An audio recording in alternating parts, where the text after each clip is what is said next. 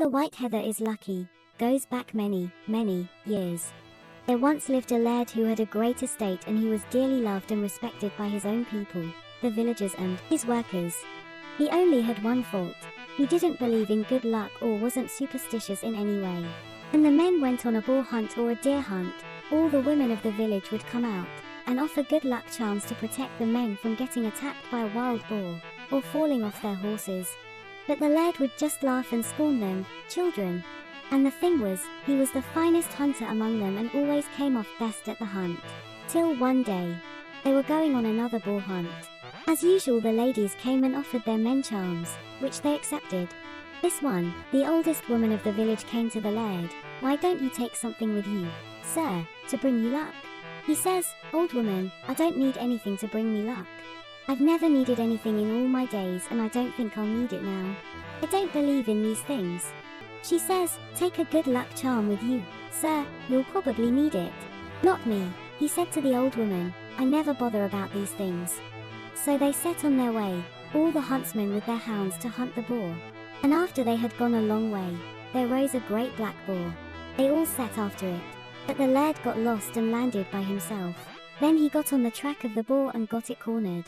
It charged his horse. The horse reared, and he was right on the face of a cliff, a steep cliff with a drop of hundreds of feet. When his horse reared up, he fell off and rolled right over the cliff face, dropped 20 or 30 feet. He's trying to get any kind of stone or something, when he grips this bush, a large bush. He's hanging on, and it took his weight. He started to shout for help. For at least half an hour, he must have hung on, afraid the bush was going to give way from the face of the cliff. But it took his weight still. Some of the men heard him shouting, and they came to the cliff face. They lowered down ropes and rescued him. When he came up, he was all frightened and shaking. "I thought my time had come," he said. "If it wasn't for that bush, I would have plunged right over the cliff." And one of the men said, "Sir, that wasn't a bush. That was a sod of heather." So he told one of the men, "Well, you go back down there and bring me up a piece of that heather. It saved my life. I want to take it home with me." So a man was lowered down with a rope. He took a sod of the heather and brought it up. And what he brought up to the laird was white heather.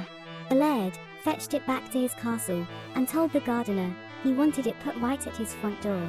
Next morning, everyone came and admired the laird's white heather at the front of his mansion. They were thankful that it had saved their master's life.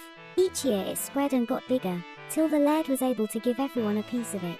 Everyone who got a piece of that heather kept it, and then gave a piece to somebody else. The luck of the white heather spread far and wide. Till today, it's spread over 3 parts of the world. But that's where the legend of the white heather came from, and that's a very old story.